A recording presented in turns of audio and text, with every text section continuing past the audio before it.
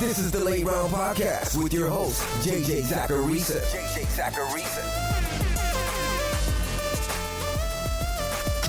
What's up, everyone? It's JJ Zacharisa, the editor-in-chief at FanDuel and at NumberFire.com, and this is episode 388 of the Late Round Podcast, one of the many shows that are part of the FanDuel Podcast Network. I'm still here. Thanks for tuning in. When Cam Newton signed with the Patriots this past week, my initial reaction was, hell yes. Cam Newton's going to be on a football field again. That's fun. And then I started to see some takes in my mentions. One of them said that Cam should be ranked in the Josh Allen range at the position. And initially, I was shocked by that. No way should he be ranked that high. He's coming off injuries. He hasn't played in almost a year. He's on a new team. There's a funky schedule this season because of coronavirus. There are so many things stacked against Cam. And I still feel that way. I wouldn't draft Cam Newton as a top 10 quarterback right now.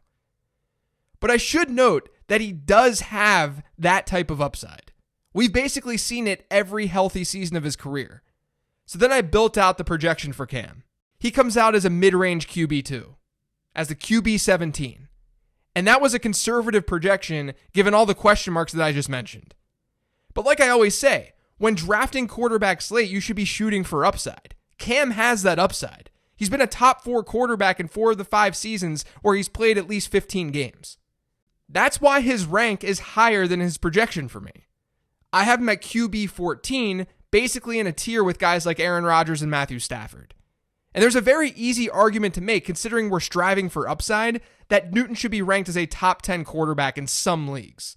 And by some leagues, I mean leagues where it's easy to make up for a mistake at quarterback. Like easier than usual. If you're in a Superflex league, or if you're in a league where 30 quarterbacks are going to be drafted, you'll need some sort of safety net. But in a league where it literally doesn't matter if he doesn't pan out, sure, go for Cam Newton.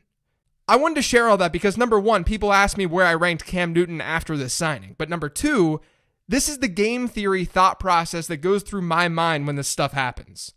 My initial reactions aren't always how I feel even after 24 hours of working through a situation. I wouldn't be ranking him near Josh Allen, but I do think a case can be made that he's a top 10 option.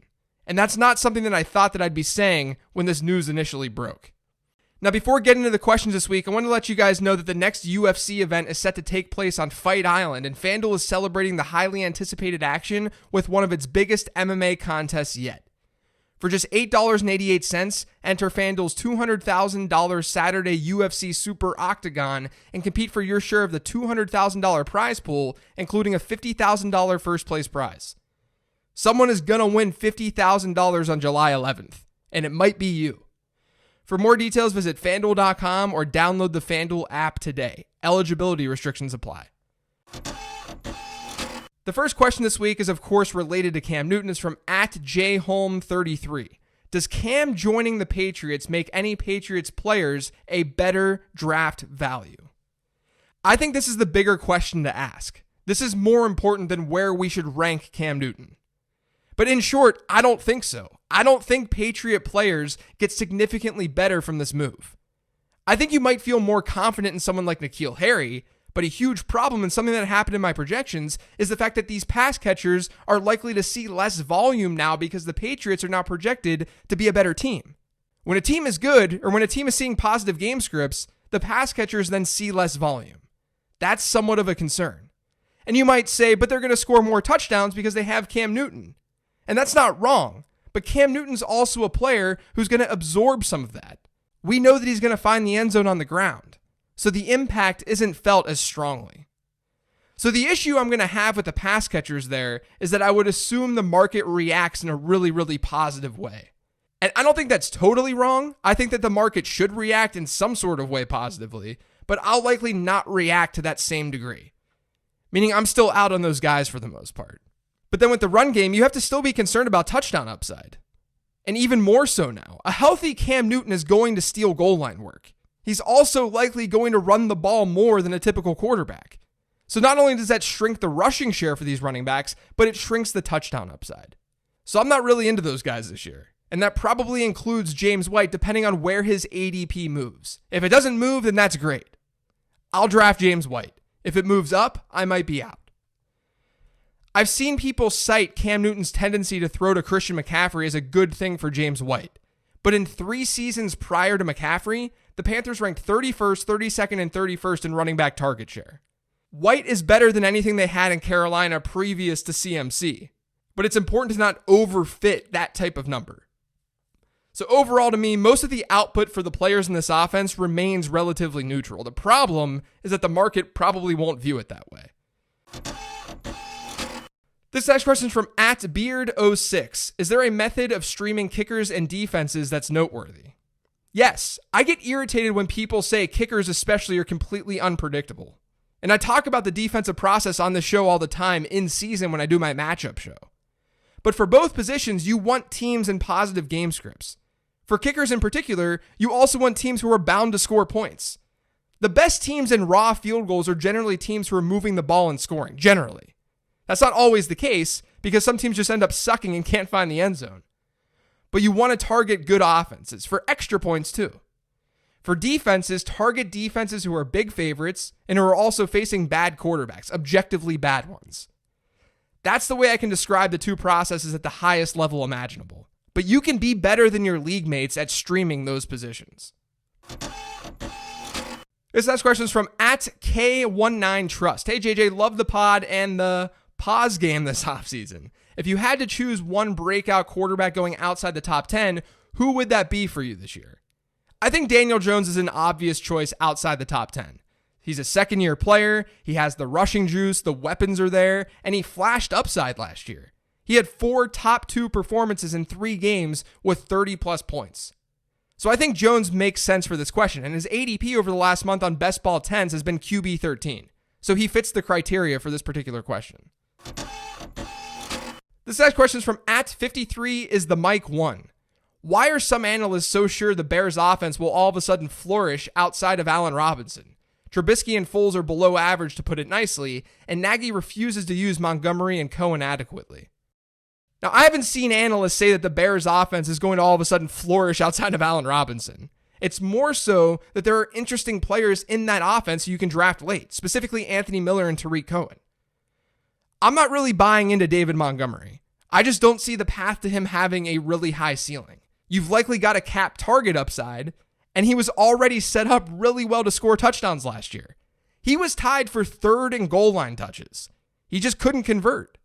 But Anthony Miller and Tariq Cohen have a really good chance to exceed value, in my opinion. I talked about them both on this show. Because you like a later round value doesn't mean that you like that offense in general. I don't think from a projection standpoint that Foles is any sort of massive upgrade from Trubisky. But the potential is obviously there. Foles being better for those pass catchers than Trubisky is, that can absolutely happen. But you can't just only get players in good offenses. There's a reason some of these players fall in drafts.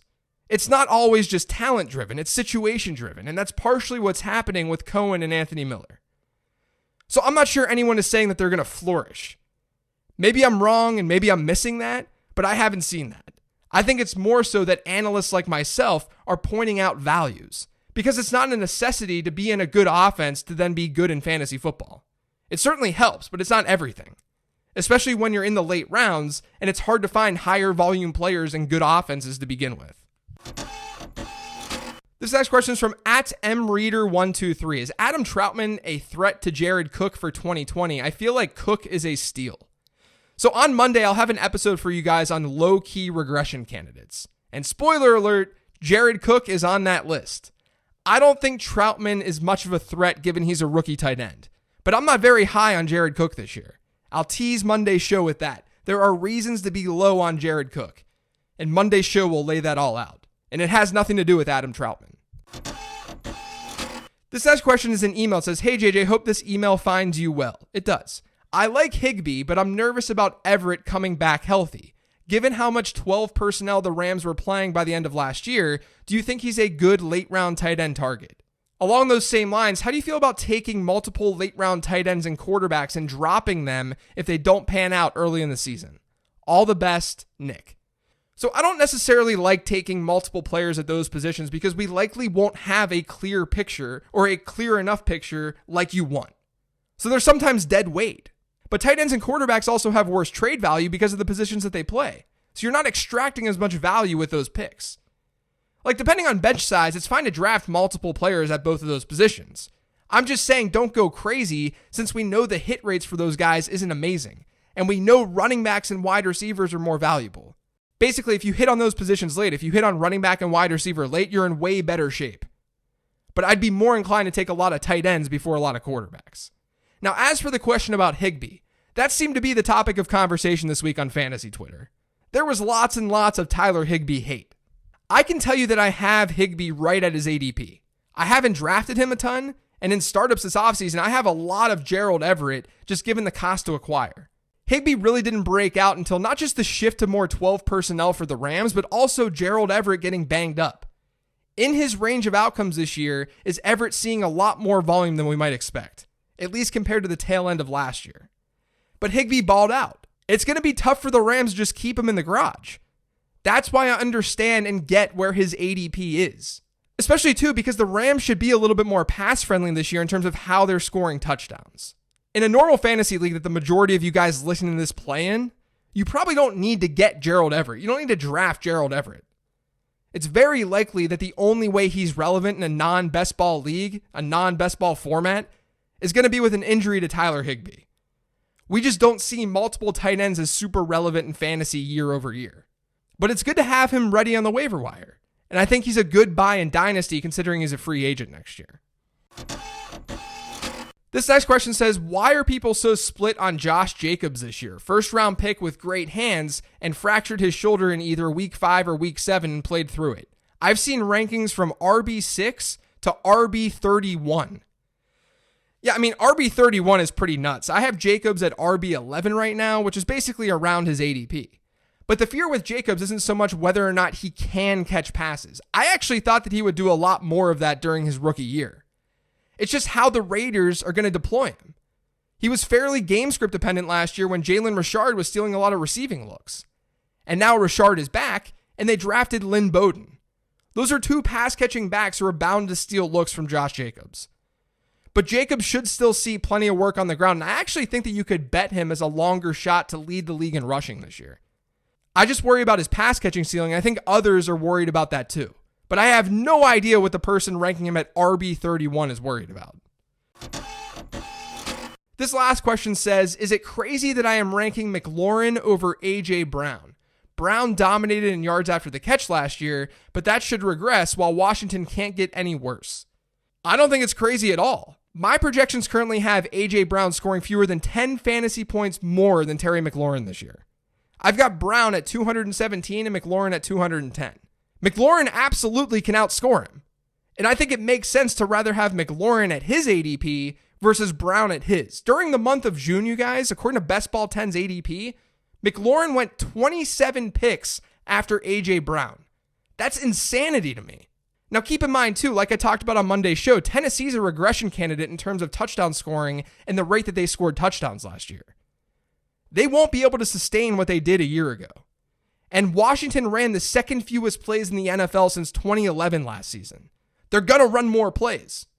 That's all baked into projections, and that's partially why I'm seeing what I'm seeing and why I'm feeling what I feel about McLaurin versus A.J. Brown. That's going to do it for today's show, though. Thanks to all of you for listening. If you've yet subscribed to the Late Round Podcast, make sure you are by searching for it pretty much anywhere podcasts can be found. And don't forget to follow me on Twitter at LateRoundQB. Thanks, everyone. I hope you enjoy your 4th of July weekend, and I will talk to you next week.